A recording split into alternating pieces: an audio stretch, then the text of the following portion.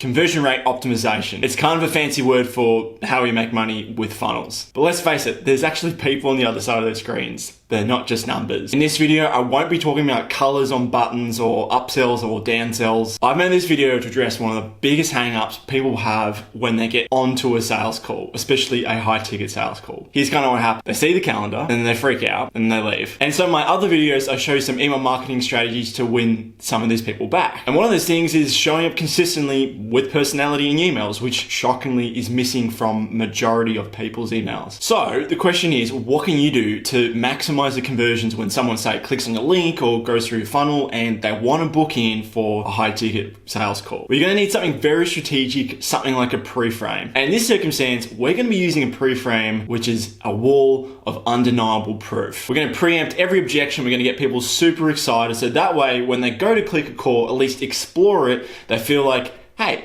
I'm safe, like I'm in the right place. Rather than landing straight on a calendar where there's absolutely nothing to make them feel safe, it's quite jarring and they're left to fill the void with all this past emotional baggage. So what you and I are gonna do today is that we're gonna go through my undeniable wall of proof and what I do to pre-frame prospects before they get on a call. And yeah, obviously this is just a static page. We can't get rid of all the negative emotions, but we can do everything we can in our power to do the best we can. So let's get started. Hey, what's going on? My name is Jules Dan. I'm a freelance copywriter and email list manager with over $10 million in client results. I just love flexing that number. Rolls off the tongue so well. And then again, sometimes you hear people like John Benson being like, I'm the $1 billion copywriter. And you're like, I'm small. But seriously, if you're looking at how to get more customers and make more customers and keep them coming back with the power of the pen, you're definitely in the right place. So on the topic of email list management, this has been kind of a new change for me. I'm really excited about it. So I used to go just project to project, being a copywriter, until one day I was almost lost a really good client and I said, hey,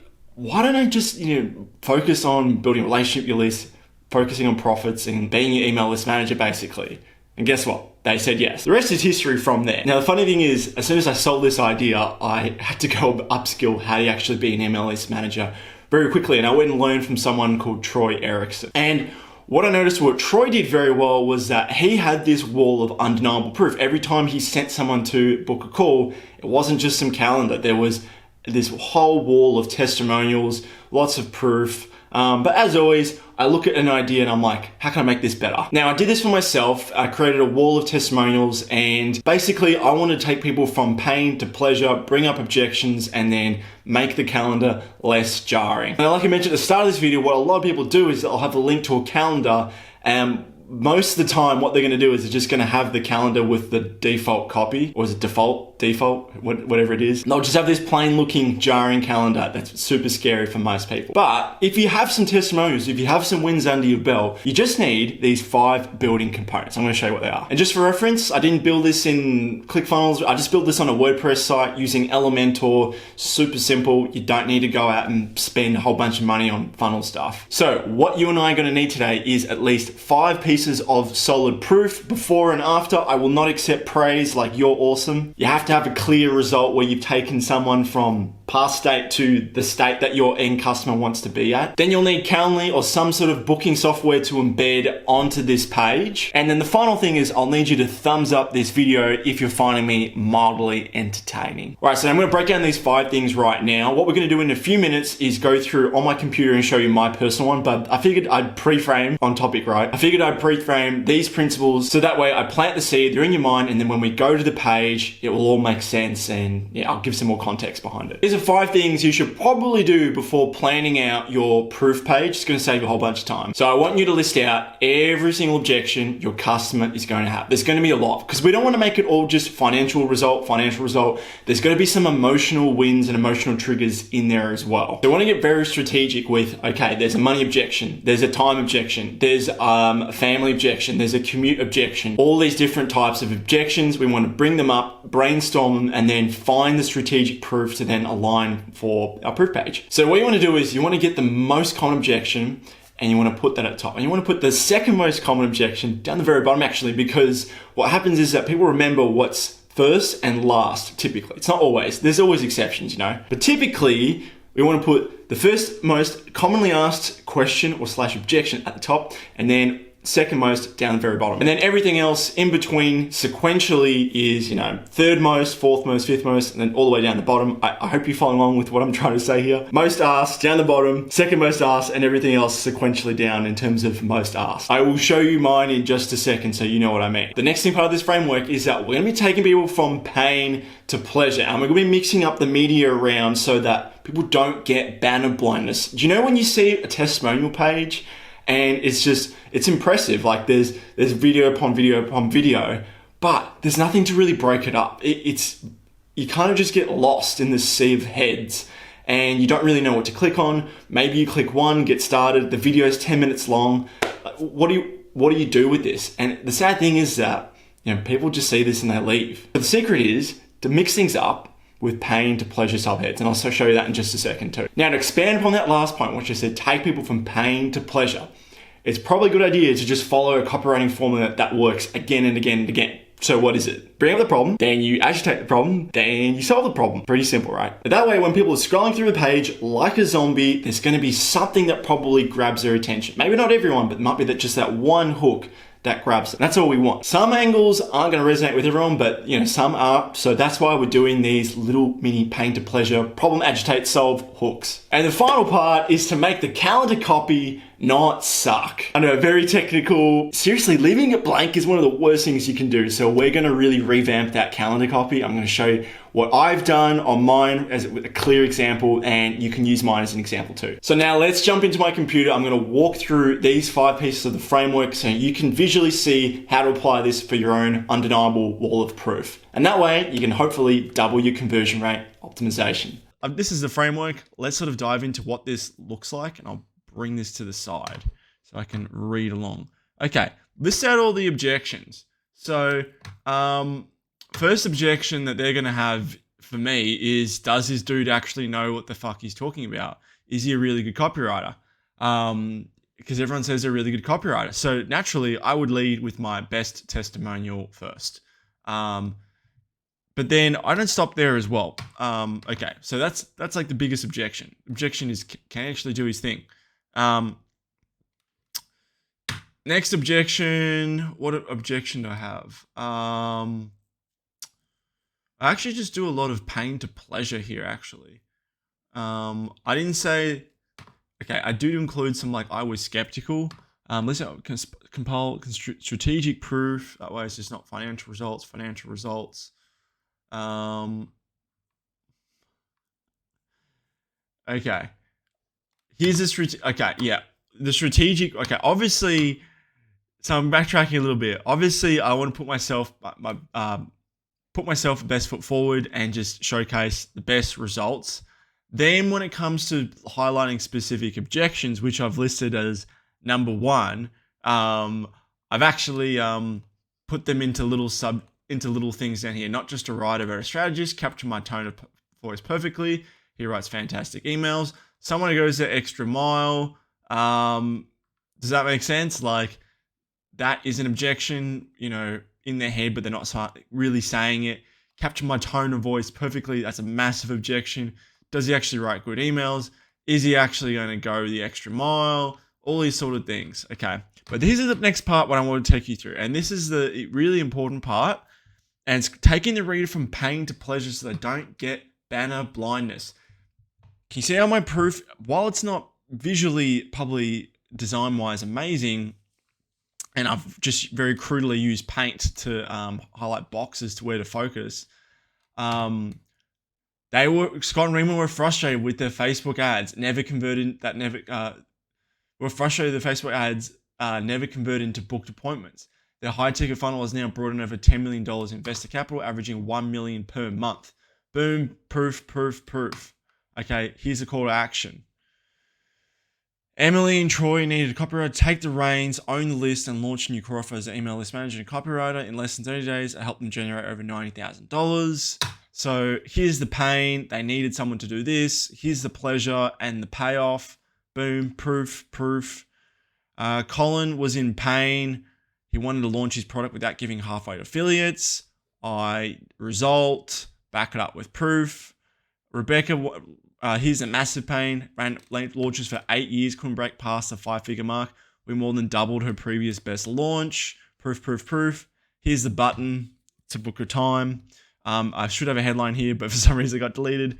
Same sort of thing. Sarah didn't want to put up with all the stress that comes with the launch. That's massive pain. All she had to do was show up for a 20 ticket book call. So proof, proof, proof, proof, testimonial. And then some of my lesser good testimonials are here. What else we got? And then, like I said, objection, solve, objection, solve, objection, solve, objection, solve, more proof. And then down the bottom is my calendar. So I also said in number 4 that you should go problem, agitate, solve the problem. So again, it's pain to pleasure in a nutshell, but problem, didn't want to put up with the stress all comes to launch. Agitate, it's kind of in there as well.